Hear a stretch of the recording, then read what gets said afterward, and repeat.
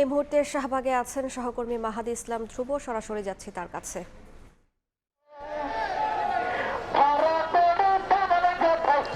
শহীদ শরীফ ওসমান হাদি চেয়েছিল ঢাকার মাত্র একটি আসন, আজ পেয়ে গেছে গোটা বাংলাদেশ। আজকে হাদি হত্যাকাণ্ডের বিচারের দাবিতে আজও উত্তাল এই শাহবাগ। যে শাহবাগ আসলে না, এটি এখন শরীফ ওসমান হাদি চত্বর নামে এটি এখন পরিচিত হয়ে গিয়েছে। আজকে শরীফ ওসমান হাদির মৃত্যুর বিচারের দাবিতে পুরো শাহবাগে ছাত্র জনতা থেকে শুরু করে সকল শ্রেণী পেশার মানুষ একাকার হয়ে গেছেন। তারা প্রত্যেকেই হাদি হত্যাকাণ্ডের বিচার চান। শরীফ ওসমান বিন হাদি শুধুমাত্র ঢাকার একটি আসন চেয়েছিল, কিন্তু আজকে ঢাকার প্রত্যেকটি আসন থেকে সারা বাংলাদেশের মানুষ আজকে এই হাদি হত্যাকাণ্ডের বিচার চায়।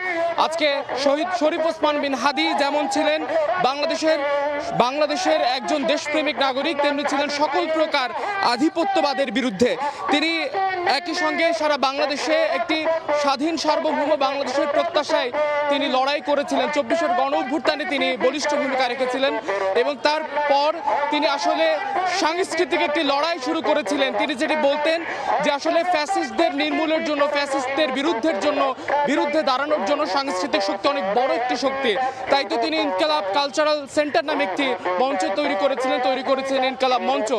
এবং শহীদ শরীফ ওসমান বিন হাদি আজকে তিনি আমাদের মাঝে নেই, কিন্তু তারপরেও তার আদর্শকে ধারণ করে কিন্তু হাজারো নেতাকর্মী, হাজারো ছাত্র জনতা, হাজারো দেশপ্রেমিক জনতা তারা কিন্তু আজকে শাহবাগ মতান্তরে যেটি হাদি শহীদ শরীফ ওসমান বিন হাদি চত্বরে তারা আজকে জড়ো হয়েছেন এবং প্রত্যেকের মুখে একটি দাবি যে শহীদ শরীফ ওসমান বিন হাদি হত্যার সাথে যারা জড়িত তাদেরকে অনতিবিলম্বে বিচার করতে হবে।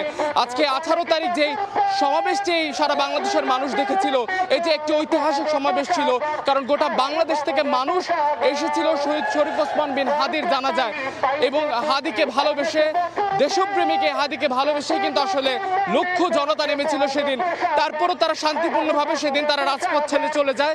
তাদের প্রত্যেকেরই আশা ছিল, প্রত্যেকেরই প্রত্যাশা ছিল যে শহীদ শরীফ ওসমান বিন হাদির হত্যাকারী যারা রয়েছে তাদেরকে বিচারের আওতায় আনবে সরকার, কিন্তু আসলে এখনো পর্যন্ত তাদেরকে আইনের বিচারের আওতায় আনা না হওয়ার কারণে, কিন্তু সেই হত্যাকাণ্ডের বিচার না হওয়ার কারণে আজ আবার এই রাজপথে নামতে বাধ্য হয়েছে।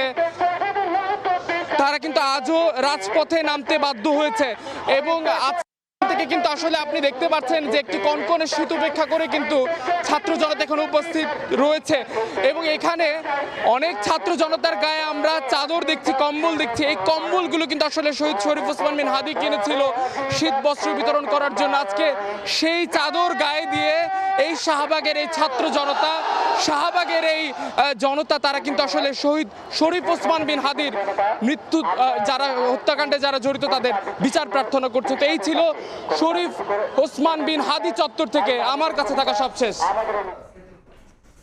সরাসরি যুক্ত ছিলাম রাজধানীর শাহবাগে।